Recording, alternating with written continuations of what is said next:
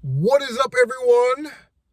Welcome to 2024 and welcome to Car Vlog. Oh yeah, gonna make a video in my car now. Oh yeah, gonna make a video in my car.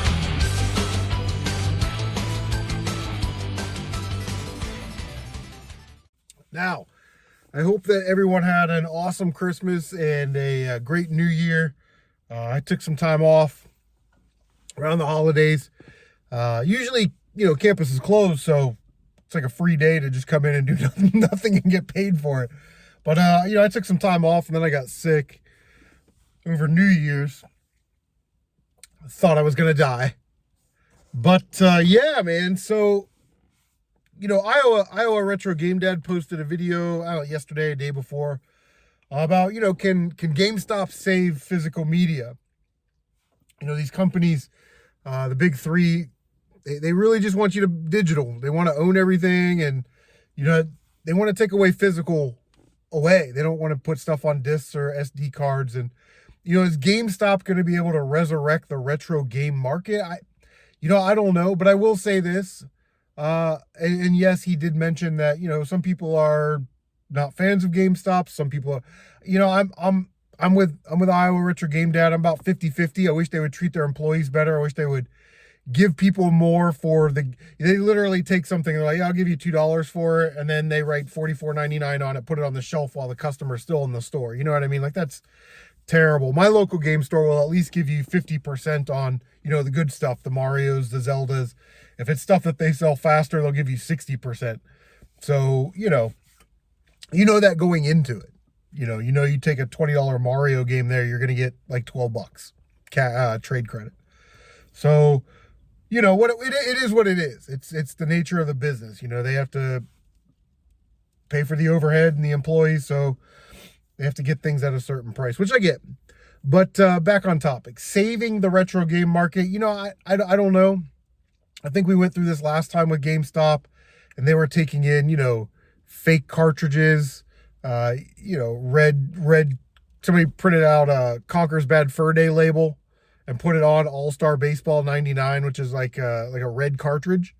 And then that made it, they would need somebody on site that is able to identify the fakes, because they just take in all this stuff, send it back to the warehouse, and by the time they realize that it's fake, I think Retro Bro bought a copy of Musha from China, from China, and took it to GameStop, and they offered him like $20 or something. And, he wasn't trying to be an a-hole about it. So he was like, oh, well, let me think about it. He just wanted to see if it would pass their test, which it did. So, I don't know.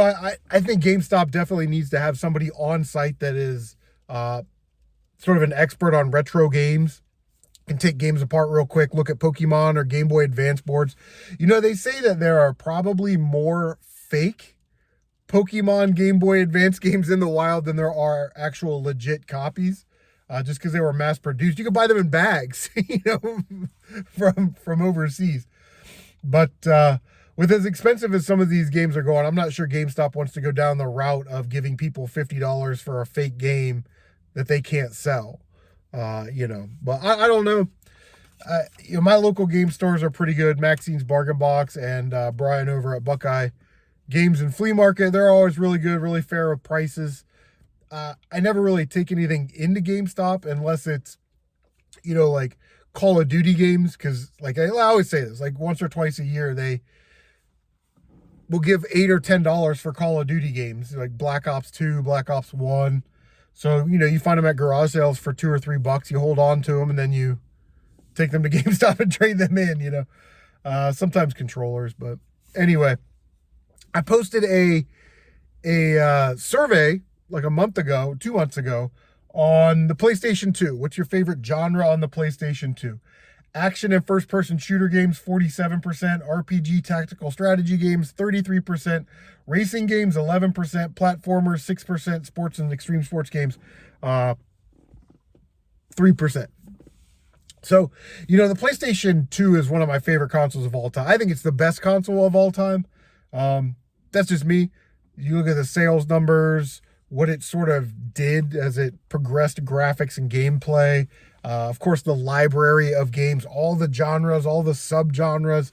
It is the best console of all time, at least in my opinion. I would probably hear arguments on Super Nintendo, but that may be about it. You know what I mean? Don't come here with the Virtual Boy is the best console of all time. I don't want to hear it.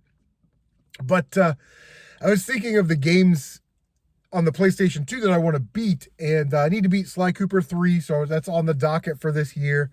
Arcana Heart, which is like a fighting game. Beautiful cover. I'll throw a picture right there. I've just always sort of been interested in that game. I don't know why. And here's where I'm going to need to draw on your expertise. I'd like to play an RPG type game, action or turn-based, on the PS2, but it needs to be simple enough that I can understand. So if you guys know of a simple or easy to play RPG on the PlayStation 2, definitely let me know. Leave a comment down below. I'm not looking for like a 300-hour grind fest, lots of crafting and items, just something simple to play, something simple and fun to play. That is also in the RPG genre. There's a couple of shooters I'd like to knock off my list. What's that one by Working? Project Sylphied.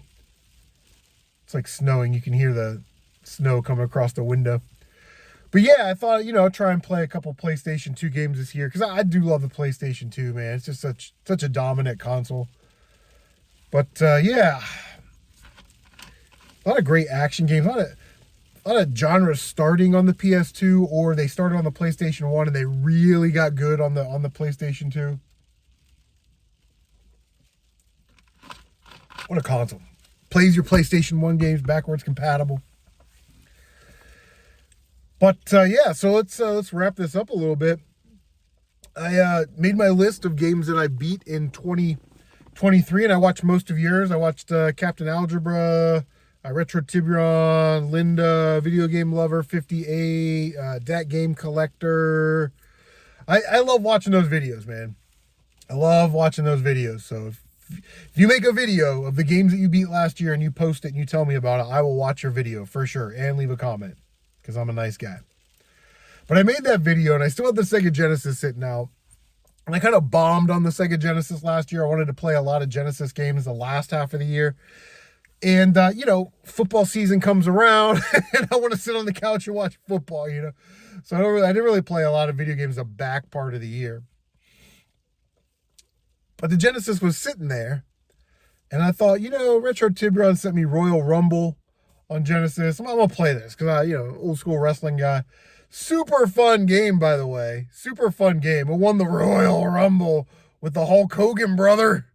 Just bouncing people out. I know I had to look up the manual to figure out how to control, because they all have like different moves. But you want to talk about a roster? It's like Hogan, I think Andre the Giant's on there, Macho Man, Mr. Perfect, Undertaker, Shawn Michaels, Bret Hart. Like it's just like all the great wrestlers from the new generation are in the game. So Royal Rumble on Sega Genesis. Definitely, if you've never played it, it's tons of fun. There's a Royal Rumble mode, and then you can do the championship mode where you beat all the wrestlers and you win the title. And it's kind of fun. It's not kind of fun. It's a pretty fun game. I'm glad that's in the collection. So thank you, Retro Tiburon. And then I put that game away, and I'm looking on the shelf, and I'm like, I want to try the Street Fighter 2 Championship Edition. And I have to say, that game is a freaking banger. But you have to have the 6-button controller, which Retro Tiburon sent me. So thank you, Mario, again. Street Fighter Championship Edition on Sega Genesis. I grew up with Hyper Fighting, the Street Fighter 2 Turbo on Super Nintendo. Love that game. The Genesis version has a Championship Edition. It has like the Hyper Turbo Edition. You can turn it up to like 11, where the characters are like literally going like this fast. It's insane.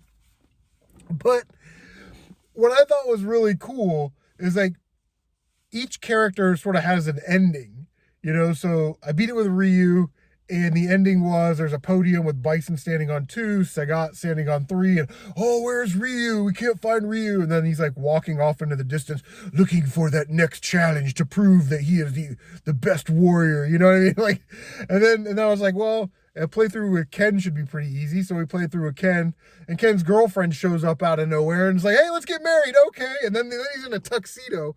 It's crazy. So that game was really, really fun. Street Fighter 2 Championship Edition. I'm not going to tell you what the other endings are. You got to go find those out for yourself. But I thought that was super, super cool of them to put that in that game. Now, Vega is always a pain. I usually get to Vega without having to use a continue, and then I have to use a couple continues on Vega and then finish the game. I was never really great at the Vega fights.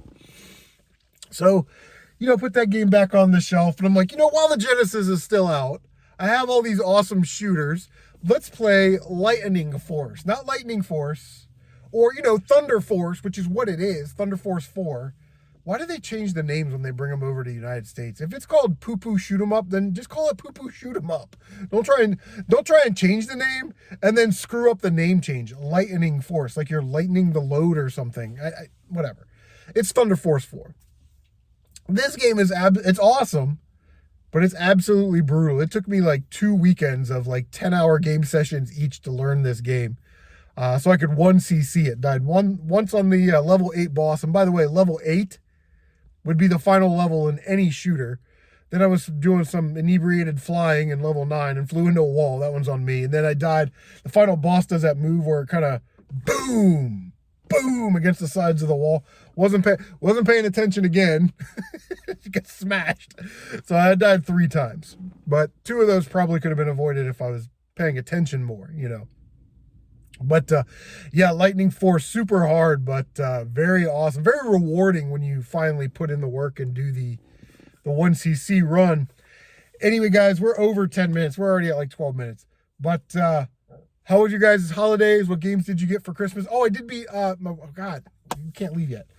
Wife got me Metroid Dread for Christmas, and I already beat it. 100% on the normal mode, 100% on the rookie mode, which I think is where most people should probably play, is the rookie mode, because the normal mode is very, very difficult. But anyway, those are the games that I beat so far. 4 of them, 3 Sega Genesis games already, and a Switch game. So how was your guys' holidays? What games are you playing? What games are you looking forward to playing? What games have you already beat?